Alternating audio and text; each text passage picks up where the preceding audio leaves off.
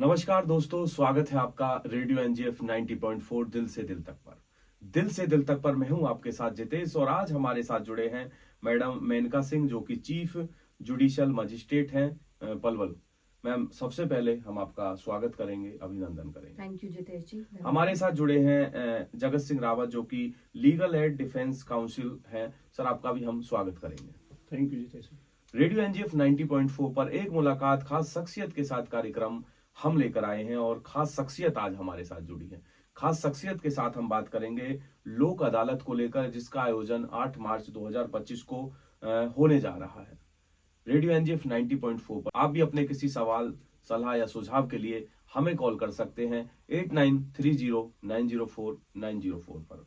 Ma'am, सबसे पहले आपसे जानना चाहेंगे लोक अदालत को लेकर कि लोक अदालत का महत्व क्या है। देखिए, आपके साथ एक पिछली बार भी प्रोग्राम हुआ था लोक जी। अदालत को लेकर ही। इस बार भी हम लोक अदालत के महत्व को आम जनता तक पहुंचाने के लिए आपके समक्ष, आपके माध्यम से हम ये मैसेज देना चाहते हैं समाज में कि लोक अदालत महत्वपूर्ण इसलिए है कि इसके द्वारा जो कोर्टों में लंबित मामले हैं या फिर जो ऐसे विवाद हैं जो कोर्ट तक पहुंचे नहीं है लेकिन विवाद का रूप धारण कर चुके हैं जी। ऐसे मामलों का आपसी समझौते से, आपसी मतभेद को भुलाकर एक सौहार्दपूर्ण तरीके से उसका निपटारा किया जा सकता है। जी मैम। तो ये महत्वपूर्ण इसलिए है कि जो कटुता आती है लोगों के बीच में, विवाद जैसे जैसे कोर्ट में चलता रहता है, जब तक चलता है, तो जो पार्टीज इन्वॉल्व होती हैं, जो पक्ष इन्वॉल्व होते हैं उस विवाद में, उनके बीच जो कटुता आती है, वो कटुता लोक अदालत के माध्यम से अगर ऐसे मामले का निपटारा होता है तो वो कटुता समाप्त होती है, जो समाज के लिए भी जरूरी है कि समाज में एक पीस और शांति का माहौल स्थापित होता है। बिल्कुल दोस्तों, समाज में एक शांति का माहौल स्थापित होता है। रेडियो एनजीएफ 90.4 पर अगला सवाल मैम लोक अदालत को लेकर हम आपसे जानना चाहेंगे कि लोक अदालत का आयोजन जो होने जा रहा है डीएलएसए के द्वारा, तो इसमें किस टाइप के जो मामले हैं इनका निपटारा किया जाएगा, और किस तरह के मामलों को लेकर जो फरियादी लोग हैं वो आपके साथ जुड़ सकते हैं।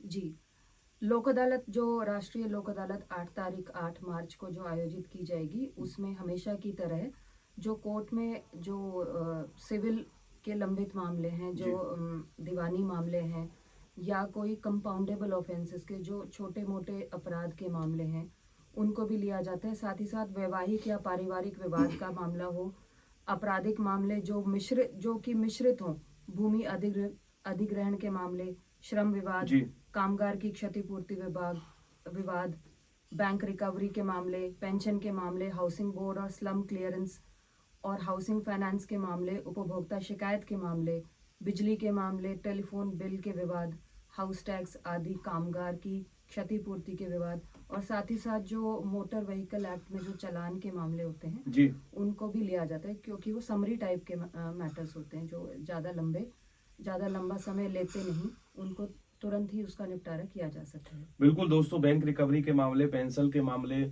उपभोक्ता शिकायत के मामले, बिजली से जुड़े मामले और चालान जो मोटर एक्ट के मामले हैं, उनको लेकर लोक अदालत में हमारे साथ जुड़ सकते हैं, डीएलएसए के साथ जुड़ सकते हैं, और मैडम मेनका सिंह के साथ जुड़ सकते हैं। बात हम मैडम मेनका सिंह की करें तो मैडम अक्सर अपने लोक अदालत के मुद्दों को लेकर या अपनी डीएलएसए की एक्टिविटीज को लेकर डिस्ट्रिक्ट लीगल सर्विस अथॉरिटी के कार्यशैली और कार्य प्रणाली को लेकर अक्सर रेडियो एनजीएफ 90.4 पर हमारे साथ जुड़े रहते हैं, और उनका मोटिव और उद्देश्य यही होता है कि मददगार जो लोग हैं, जरूरतमंद जो लोग हैं, उन तक उनकी चीजें पहुंचाई जाएं और वो अपने राइट्स को जान पाए। मैम, बातचीत का सिलसिला आगे बढ़ाते हैं। जगत सर, हम आपसे जानना चाहेंगे कि डीएलएसए का हेल्पलाइन नंबर क्या है, और एक नेशनल हेल्पलाइन नंबर को लेकर भी हम बात करना चाहेंगे कि हेल्पलाइन नंबर से कैसे लोग हमारे साथ जुड़ सकते हैं, कैसे अपनी चीजों का आदान प्रदान कर सकते हैं, और कैसे उन सारी चीजों का निपटारा हो सकता है। थैंक यू जितेश जी। जैसा कि सर्वविदित है, और समय समय पर हम अपनी जागरूकता कार्यक्रमों के माध्यम से, शिविरों के माध्यम से हम अपना हेल्पलाइन नंबर जो हमारा 0127529 है जी, जो कि 24/7 केवल वर्किंग आवर्स में सुबह 9 to 5 PM तक ही अवेलेबल रहता है। और एक हमारा नेशनल हेल्पलाइन नंबर है 1500 15100।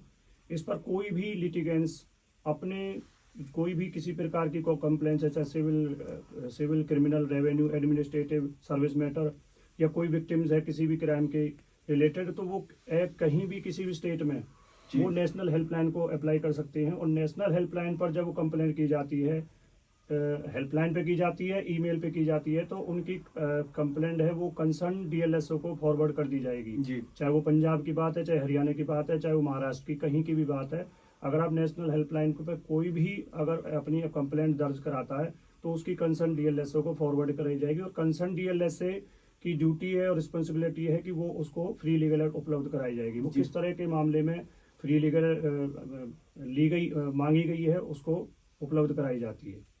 बिल्कुल दोस्तों, रेडियो एनजीएफ 90.4 पर सर अगला सवाल हम आपसे जानना चाहेंगे पीड़ित देखभाल और सहायता केंद्र को लेकर। अभी हाल फिलहाल में जो ये स्कीम योजना चलाई गई है पीड़ित देखभाल और सहायता केंद्र, इसके बारे में हम थोड़ा विस्तार से आपसे जानना चाहेंगे कि पीड़ित जो लोग हैं वो इस चीज का कैसे फायदा उठा सकते हैं, कैसे इसके साथ जुड़ सकते हैं। देखिए, जैसा कि पहले भी अभी सीजे मैम ने भी बताया कि अपराध का प्रभाव पीड़ित पर लंबे समय तक रहता है और पीड़ित के पास अक्सर दुखद परिणामों से निपटने के लिए कोई तंत्र नहीं होता। जी। तो हमारी हरियाणा राज्य विधिक सेवा प्राधिकरण के मार्गदर्शन में एक ये स्कीम चलाई गई है, पीड़ित देखभाल एवं सहायता तंत्र के नाम से। जी। और इसका मुख्य उद्देश्य है यह पीड़ितों को उत्पीड़न के बाद संपूर्णता का संकल्प दिलाता है।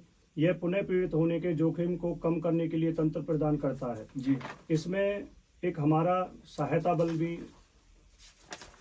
पीड़ित सहायता बल का गठन भी किया गया है, जिसमें 2 पैनल अधिवक्ता, 2 अर्धविधिक स्वयंसेवक जो हमारे पैरालीगल वॉलंटियर होते हैं, 2 परामर्शदाता इसमें रखे गए, एनजीओ के प्रतिनिधि भी इसमें शामिल किए गए हैं, विशेष पुलिस अधिकारी, संरक्षण अधिकारी और जो हमारे जो नोडल ऑफिसर हैं वो हमारे सीजेएम मैम या हमारे सेक्रेटरी सीजेएम कम सेक्रेटरी डीएलएसए पलवल हैं जी। जो जिनका उद्देश्य है कि जो भी पीड़ित अब हमारे पास अपनी कंप्लेंट लेकर आएगी तो उसको हमें किस तरह की सहायता सीख की गई है, मांगी गई है, उसमें उसकी सहायता कराई जाएगी। चाहे वो चिकित्सीय सहायता है, चाहे वो किसी प्रकार की थेरेपी से जुड़ी हुई है, चाहे वो किसी कोर्स में फ्री लीगल एड से जुड़ी हुई है, या कहीं भी उसकी पुनर्वास के लिए कोई मुआवजा योजना से संबंधित कोई भी एप्लीकेशन आती है तो उसको वो सहायता उपलब्ध कराई जाएगी। किस तरह की सहायता वो पीड़ित द्वारा मांगी गई है वो उनको प्रदान करवाई जाएगी। बिल्कुल दोस्तों, जिस तरह की भी सुविधा पीड़ित पार्टी को या पीड़ित की तरफ से मांगी गई है वो जरूर पीड़ित देखभाल और सहायता केंद्र के द्वारा दी जाएगी। रेडियो एनजीएफ 90.4 पर बातचीत का सिलसिला आगे बढ़ाते हैं। एक नई स्कीम हमारे डीएलएसए के साथ जुड़ी है, पीड़ित देखभाल एवं सहायता केंद्र। पीड़ित देखभाल एवं सहायता केंद्र के बारे में जगत सर हम आपसे बात करना चाहेंगे कि जो हमारे पीड़ित है वो इसमें कैसे जुड़कर मदद प्राप्त कर सकते हैं। देखो, जैसा कि हमारा जो जिला मुख्यालय पर जो हमारा एरिया सेंटर जो पहले से ही स्थित है जी। तो वहाँ पर कोई भी पीड़ित है वो अपने मामले से जुड़ी हुई अब किसी भी कानूनी सहायता या अपनी किसी भी अपराध से संबंधित कानूनी सहायता के लिए मुआवजा राशि प्राप्त करने के लिए एडीआर सेंटर में हमारे फ्रंट ऑफिस में आकर वो सहायता बल को अपनी एप्लीकेशन दे सकती है या हमारे हेल्पलाइन नंबर के माध्यम से भी अपनी शिकायत वहाँ दर्ज करा सकती है। जी। और किस तरह की उसको सहायता चाहिए, कानूनी सहायता चाहिए या पुनर्वास के लिए उसको मुआवजा चाहिए, पीड़ित मुआवजा योजना के अंतर्गत जो मिलती है पीड़ित को, या किस तरह की सहायता चाहिए, उसकी एप्लीकेशन डायरेक्ट एडीआर सेंटर में जो हमारा डिस्ट्रिक्ट कोर्ट में है वहां पर दी जा सकती है। जी। इसके अलावा जो हमारा हेल्पलाइन में फिर से बताना चाहूँगा, हमारा हेल्पलाइन नंबर है 07529 उस पर भी वो कॉल करके वो मदद ले सकती है, क्योंकि उसको पुलिस थाने में मदद चाहिए या किसी सरकारी विभाग में उसको किसी अपनी ग्रीवेंस के बारे में अपनी कोई सहायता चाहिए उसको।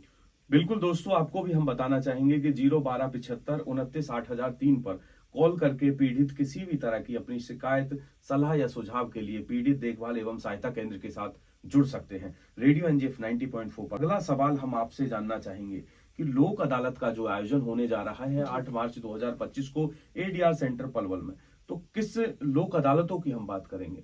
पीछे भी मैम हमने देखा है कि पीछे भी 1-2 लोक अदालत आपकी देखरेख में पूरी की गई हैं और बड़े सफल आयोजन रहे हैं। मामलों का मौके पर ही निपटारा किया गया है और लोगों को ज्यादा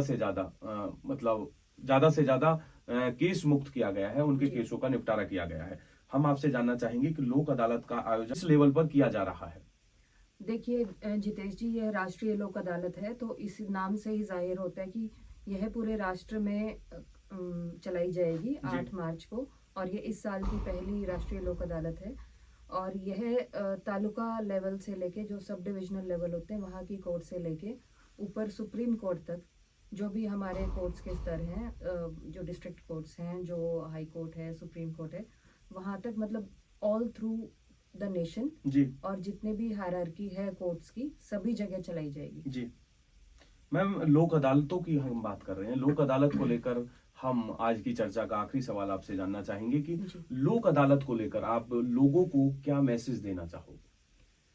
देखिए, लोक अदालत को लेकर मैं लोगों को यही संदेश देना चाहूंगी कि लोक अदालत एक समाज में शांति सौहार्द बनाए रखने का एक माध्यम है। जी और यदि आपका कोई विवाद कोर्ट में लंबित है और आप आपसी समझौते से उस विवाद को निपटाना चाहते हैं या फिर कोई ऐसा विवाद है जो अभी तक कोर्ट में पहुंचा ही नहीं है, जी उसे आप आपसी समझौते से निपटाना चाहते हैं, तो तुरंत आप अपने नज़दीकी जिला विधिक सेवा प्राधिकरण से संपर्क करें।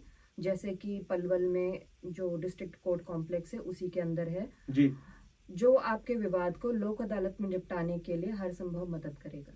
बिल्कुल दोस्तों, आपके मामलों को निपटाने के लिए हर संभव कदम जिला विधिक सेवा प्राधिकरण उठाएगा। आप अपने केस जो है उनका निपटार कर सकते हैं। रेडियो एनजीएफ 90.4 पर एक मुलाकात खास शख्सियत के साथ कार्यक्रम में आज के लिए बस इतना ही। कल फिर से आपके साथ जुड़ेंगे एक नई शख्सियत के साथ। तब तक आप सुनते रहें रेडियो एनजीएफ 90.4 दिल से दिल तक। मैम, आपका तहे दिल से शुक्रिया, आप हमारे साथ जुड़े और लोक अदालत को लेकर आपने ढेर सारी चीजें साझा की, शेयर की। जगत सर, आपका भी बहुत बहुत धन्यवाद, आप हमारे साथ जुड़े और आपने पीड़ित देखभाल और सहायता केंद्र को लेकर लोगों को जागरूक किया। धन्यवाद। आपका भी धन्यवाद।